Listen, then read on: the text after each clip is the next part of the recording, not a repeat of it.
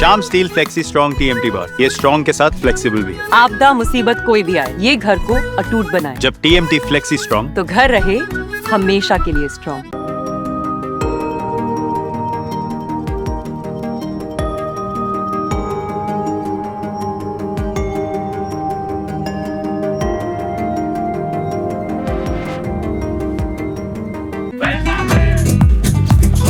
ये स्टाइल का मामला है। रूपा फ्रंटलाइन।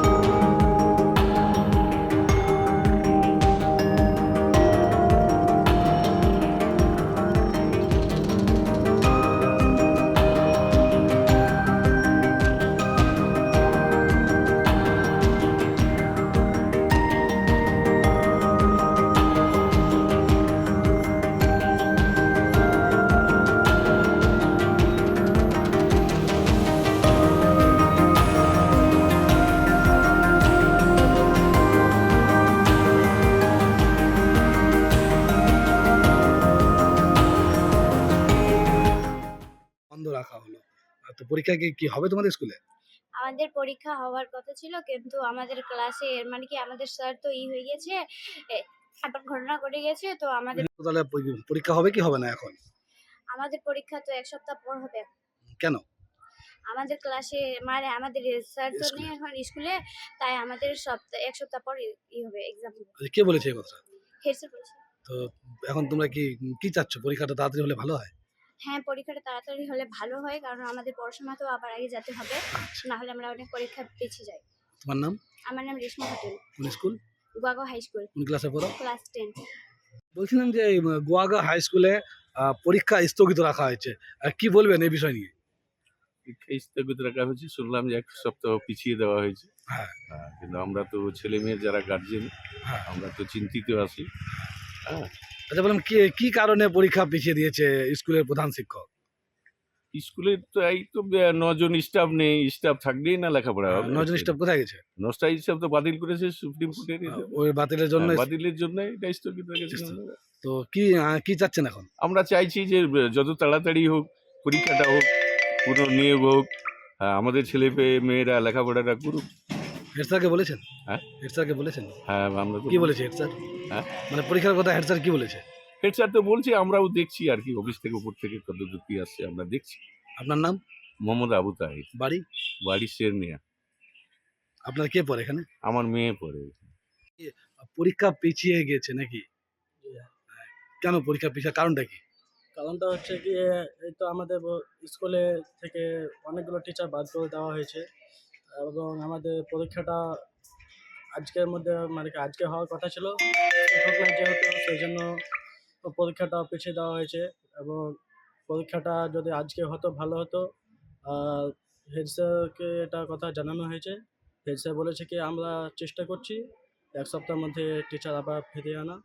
আর কিন্তু আমাদের পড়াশোনাটা ক্লাস 10 যেহেতু, আমরা পড়াশোনাটা আমাদেরকে সময়ের মধ্যে যদি হতো তাহলে আমাদের ভালো হতো, আর পরীক্ষাটাও যদি হতো তাহলে আমরাও সামনে মানে কি পড়াশোনাটা এগিয়ে যেতাম। তোমার নাম? আমার নাম রাফিকুল ইসলাম। কোন স্কুল? গোয়াগা high school. কোন ক্লাসে পড়ো? ক্লাস 10। বন্ধ রাখা হয়েছে কি কারণে? পরীক্ষা বন্ধ রাখার কারণ হচ্ছে আমাদের স্কুলে যে শিক্ষকগুলো স্কুল থেকে বার করেছে বা তাদের যে চাকরি চলে গেছে, সে চাকরির জন্য আমাদের স্কুলে পরীক্ষাটাও বাতিল করা হয়েছে। এই জন্য আমরা বিশেষভাবে ভেঙে পড়েছি, বিশেষ করে আমাদের টিচার না থাকার জন্য। কারণ প্রত্যেকটা কাজ সময় মতো হলে ভালো হয়, কারণ আমাদের পরীক্ষাটা যদি সময় মতো হতো তাহলে আমরা বিশেষভাবে উপকৃত হতাম। তো বলছিলাম যে কি বলেছে হেড স্যার হেড স্যার পরীক্ষাটা আমাদের বলেছেন যে 1 সপ্তাহের মধ্যে আমরা আবার সময় মতো পরীক্ষাটা নিতে পারিনি যেহেতু, তবে 1 সপ্তাহের মধ্যে পরীক্ষাটা নিব। তোমার নাম আমার নাম হচ্ছে গুড্ডি খাতুন। কোন স্কুল গোয়াগাঁও হাই স্কুলে পড়াশোনা করি, কোন ক্লাস ক্লাস 8 থেকে। যেহেতু একটা খুব কোর্টের একটা অর্ডার দিয়েছিল কি 2016 প্যানেল বাতিল, আর 2016 প্যানেলে আমাদের স্কুলে 10 জন টিচার, 10 জনের মধ্যে একজন আপার প্রাইমারি চলে গিয়েছিল, 9 জন। তো হঠাৎ করে স্টুডেন্টদের মধ্যেও খুব একটা শোরগোল ছিল, আর আমরা সবাই হতাশ, টিচার নেই। এই কারণে আমরা 1 সপ্তাহের জন্য পরীক্ষাটাকে পিছিয়ে দিয়েছি। তো সবাই স্যার সিদ্ধান্ত করে স্টাফ কাউন্সিলে, একাডেমিক কাউন্সিল সিদ্ধান্ত হয়। আর 2 জন টিচার আমাদের আগে থেকেই ছুটিতে আছে।